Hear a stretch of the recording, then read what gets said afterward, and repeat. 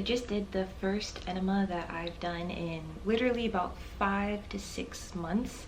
Well, the first coffee enema that I've done in 5 to 6 months. I've done just like plain distilled water enemas. If you don't know, enemas are like really great if you have like an upset stomach, if you are constipated.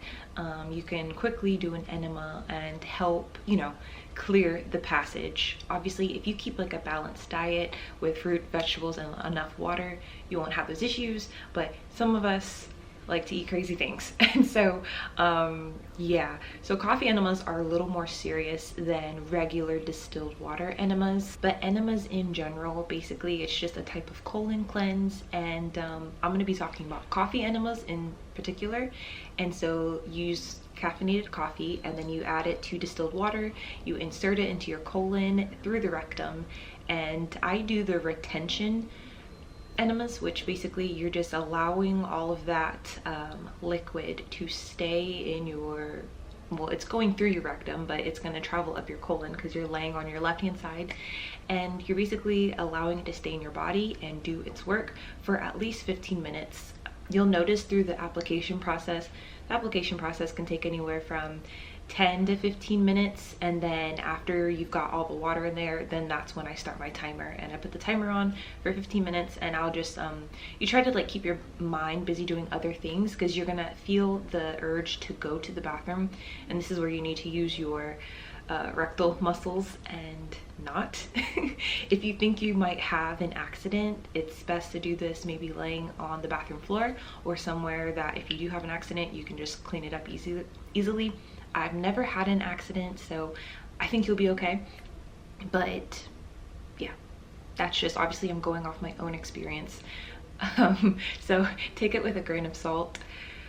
But we do these, well, I'll give you some history about it. Coffee enemas are not new, and enemas in general have been used since like 1550 BC.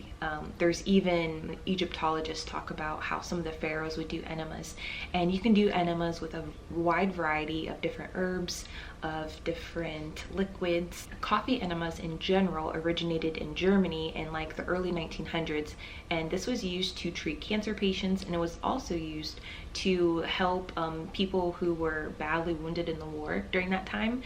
Basically, it helped them to not be in as much pain. Now, as far as for pain treatment, I don't know exactly how that worked with the coffee enema.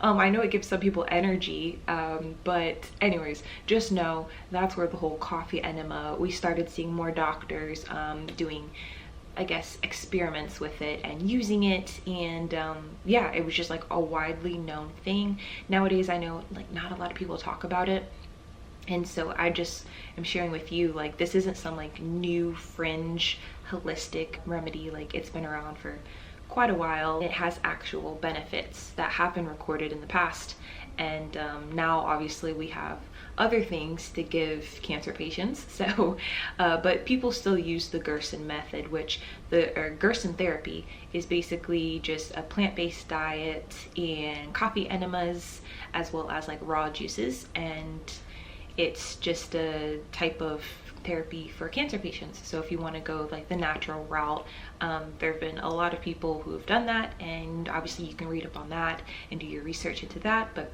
today we're talking about the other thing that happens when you do coffee enemas, and that is a huge production of glutathione. So when you do coffee enemas, it stimulates bile flow.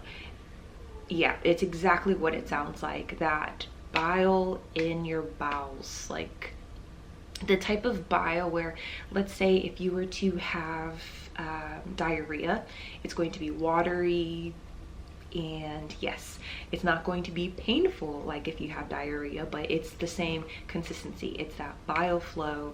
It's in the deepest, darkest recesses of your colon, and it's loaded with sometimes heavy metals. For some people, they do have parasites come out of them when they do coffee enemas, because it kills parasites. It does kill like yeast. So if you have candida, or even if you have like a yeast infection, there is yeast overgrowth that happens in our colon.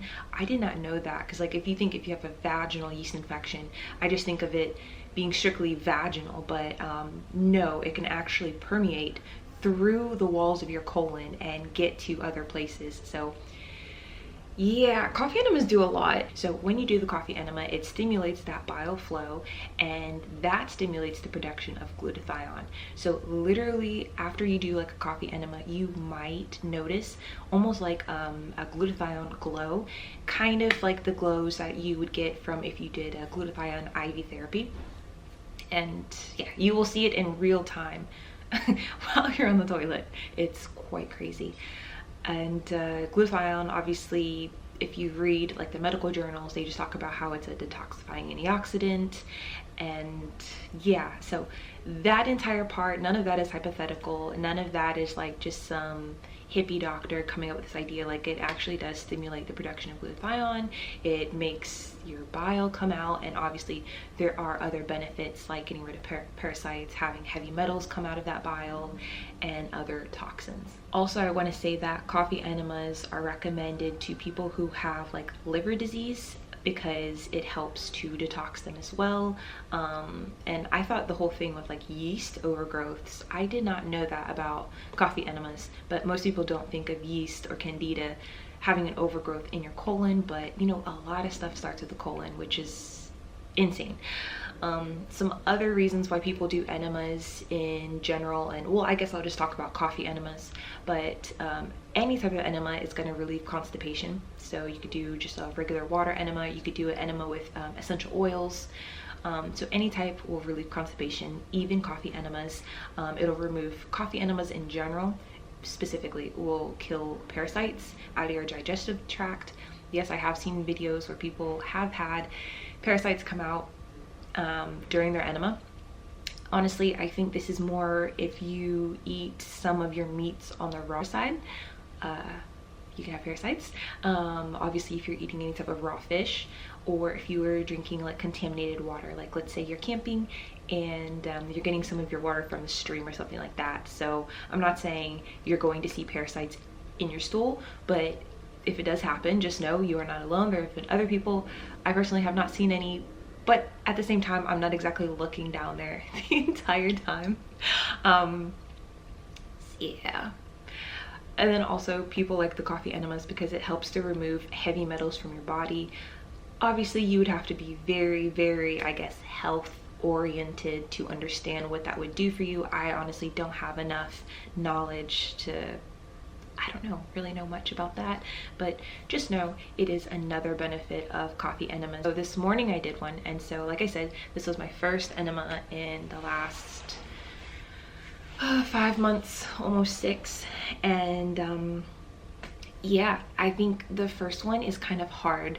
Like, if you ask like, do coffee enemas hurt? They don't hurt, but you have the feeling of having to go to the bathroom, and you basically have to just hold it in. So while you're adding the water, I use like a coffee cup, and I put my distilled water in here, and I fill it up like this high with coffee.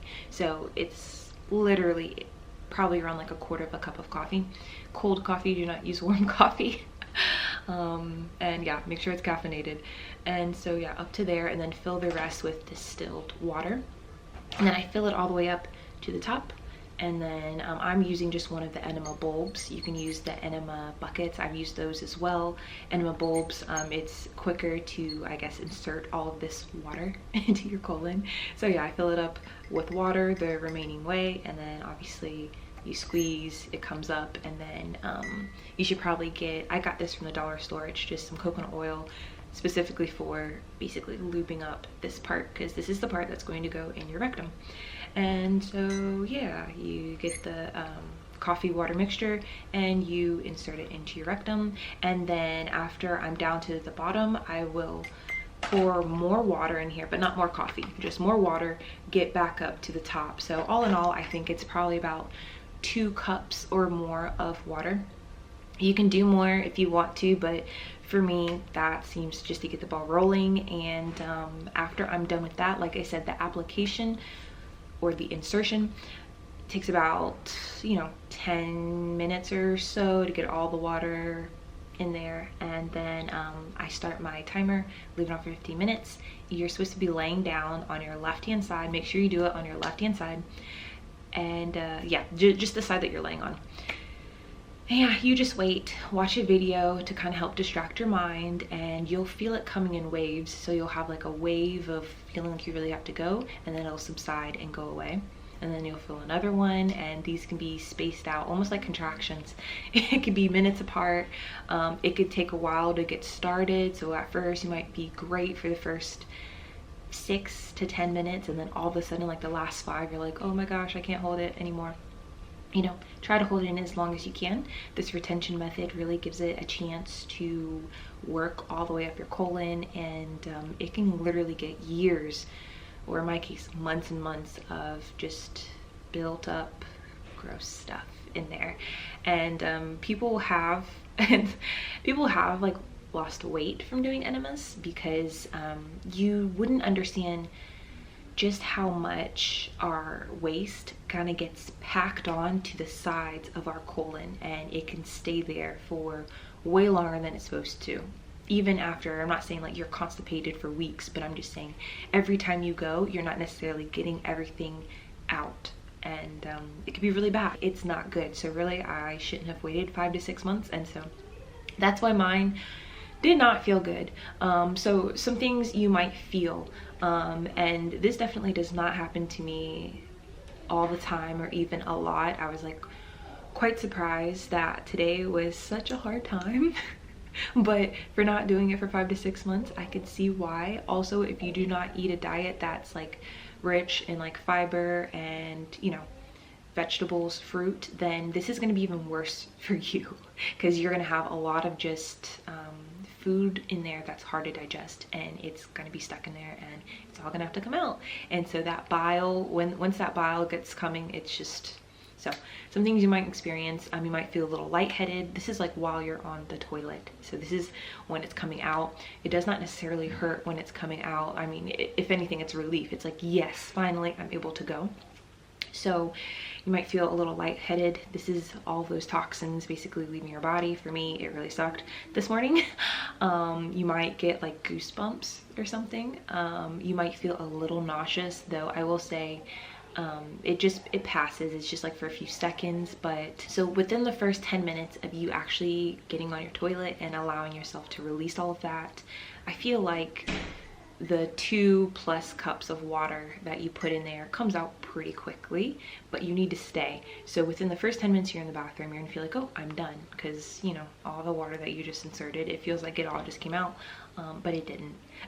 You need to stay on there and I don't know, have something to read, have something to do while you're waiting, but you're gonna get a few more waves, and these waves are gonna be just like straight bile. They're going to smell different. Bile usually smells very rancid.